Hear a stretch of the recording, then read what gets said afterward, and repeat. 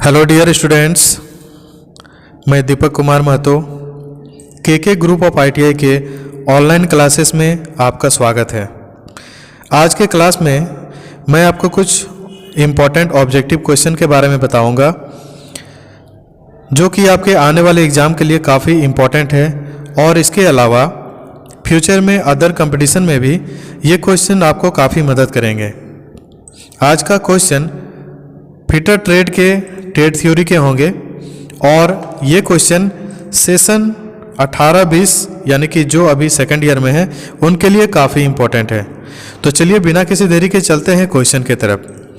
सबसे पहला क्वेश्चन है, what is the name of the plumber tool to assemble और dismantle pipes of 50 mm to 150 mm diameter. Option A है strap wrench, option B chain pipe wrench, option C Stillson pipe wrench और option D foot point pipe wrench. इस question का सही answer होगा chain pipe wrench. Chain pipe wrench के image से हम लोग समझते हैं, चेन पाइप रिंच का उपयोग बड़े व्यास वाले पाइपों को पकड़ने या ग्रिप करने के लिए किया जाता है। इसकी क्षमता 50 mm से 150 mm डायमीटर वाले पाइप को पकड़ने या ग्रिप करने की होती है, इसलिए इसका सही आंसर होगा ऑप्शन बी। नेक्स्ट क्वेश्चन में चलते हैं। What is the name of pipeline symbol. यहाँ पे पाइपलाइन का एक सिंबल दिया हुआ है, इसका नाम पूछा गया है। इस पाइपलाइन सिंबल को कहते हैं रिड्यूसर कंसेंट्रिक। रिड्यूसर कंसेंट्रिक कहने का मतलब ये है कि कंसेंट्रिक रिड्यूसर का उपयोग पाइपलाइन में पाइप सेक्शन को सेम एक्सिस में जोड़ने के लिए किया जाता है। यहाँ पर देखिए एक कंसेंट्रिक रिड्यूसर को दर्शाया गया है और पाइपलाइन में सेम एक्सिस में ले जाने के लिए उसका यूज किया जाता है, इसलिए इसका सही आंसर होगा ऑप्शन डी। नेक्स्ट क्वेश्चन में चलते हैं।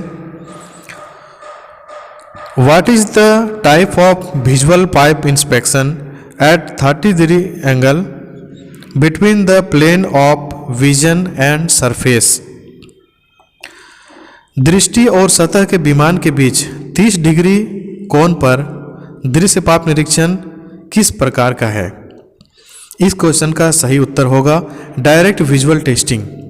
चलिए डायरेक्ट विजुअल टेस्टिंग के बारे में समझते हैं। किसी भी तरह की खामियों की जांच करने के लिए फिटिंग पर विजुअल टेस्टिंग किया जाता है, जैसे डेंट, डाई मार्क्स, पोरोसिटी, अंडरकट्स, ये सब का चेक किया जाता है। विजुअल टेस्टिंग को किसी भी नॉन डिस्ट्रक्टिव इंस्पेक्शन में पहले चरण के रूप में किया जाता है। यहाँ पे देखिए विजुअल टेस्टिंग को दर्शाया गया है और ये पाइपलाइन के अंदर में किसी भी तरह के खामियों को जांच किया जा रहा है। नेक्स्ट क्वेश्चन में चलते हैं। पाइपलाइन में कंसेंट्रिक रिड्यूसर कहाँ उपयोग होता है।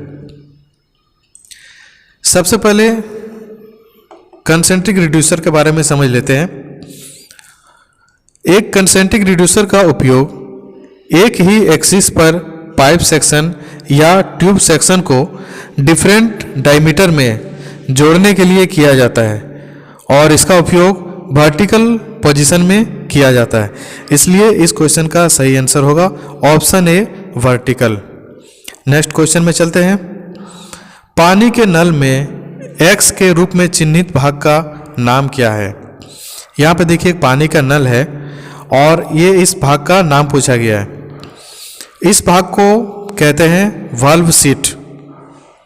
वाल्व सीट उसे कहते हैं जो नल बंद होने पर बंद हो जाता है। यह वाशर पर बैठने के लिए एक सपाट और चिकनी सीट प्रदान करता है और पानी के प्रवाह को सील करता है, इसलिए इस क्वेश्चन का सही आंसर होगा ऑप्शन डी। नेक्स्ट क्वेश्चन में चलते हैं। केवल एक दिशा में द्रव प्रवाह की अनुमति देने के लिए किस वाल्व का उपयोग किया जाता है। इस क्वेश्चन का सही आंसर है non return valve. Non return valve के बारे में समझते हैं।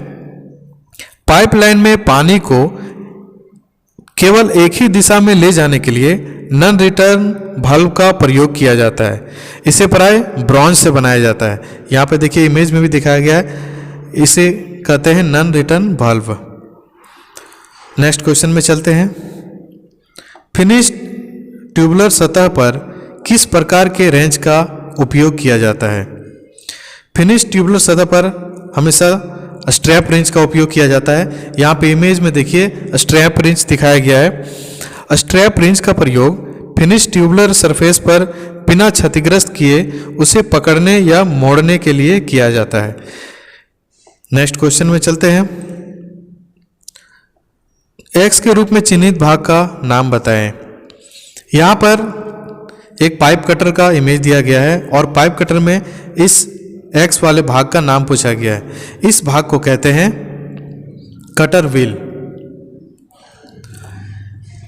कटर व्हील का प्रयोग पाइप को काटने के लिए किया जाता है और इसके द्वारा ही पाइप की कटिंग की जाती है। इसलिए इस क्वेश्चन का सही आंसर होगा option A. Next question, pipe vice कितने मिलीमीटर व्यास के पाइपों को पकड़ने की क्षमता रखता है?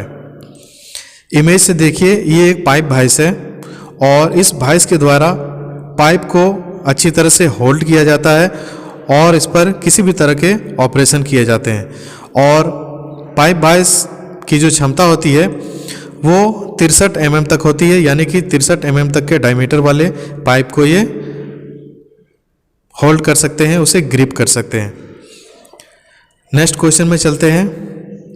ये रेंच किस प्रकार का है?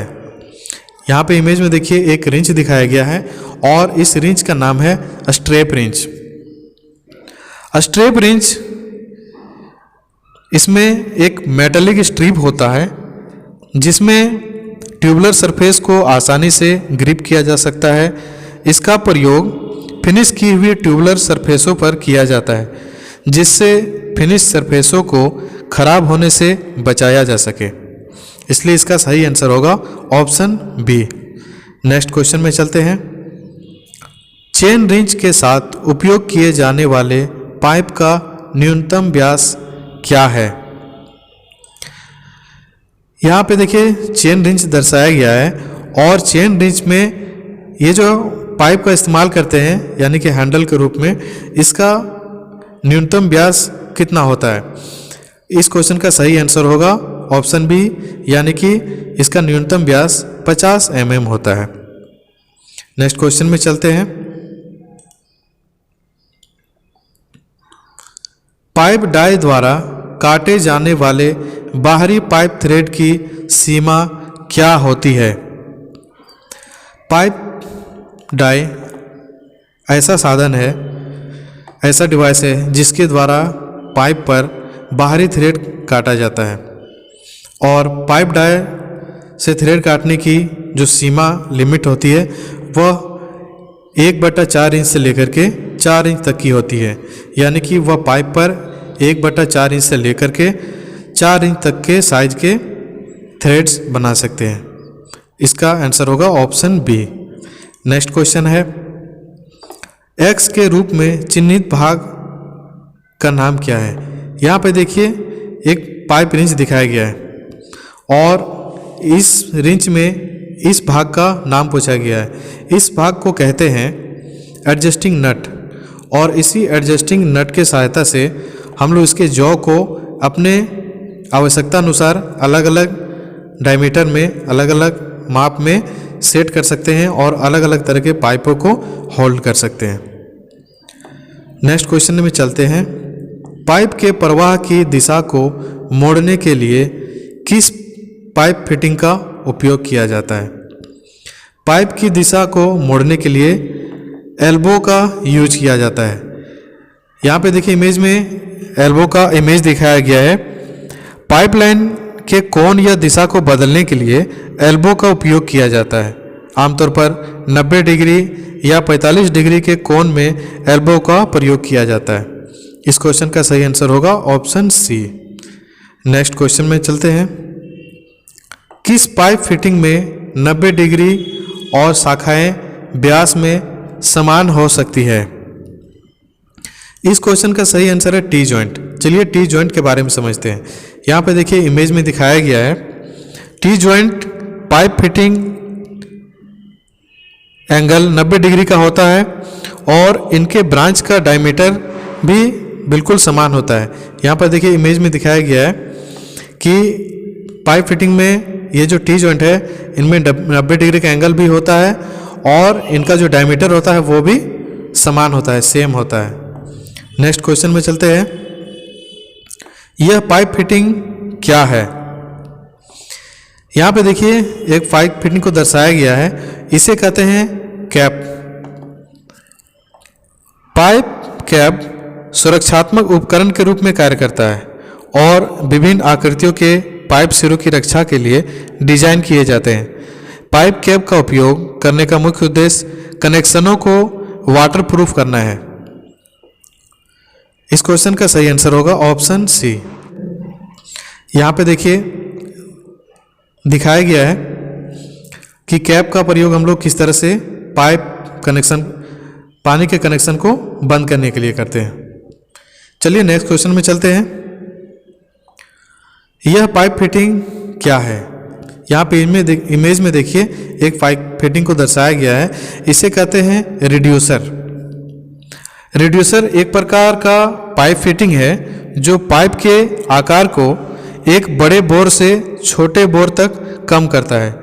इसके एक सिरे का व्यास बड़ा और दूसरे सिरे का व्यास छोटा होता है और इसके दोनों सिरों पर इंटरनल थ्रेड कटे होते हैं। यहाँ पे देखिए इमेज में भी दिखाया गया है। इस क्वेश्चन का सही आंसर होगा ऑप्शन डी। चलिए नेक्स्ट क्वेश्चन में चलते हैं।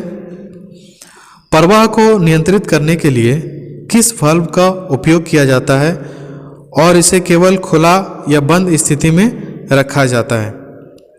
इस क्वेश्चन का सही जवाब होगा गेट वाल्व।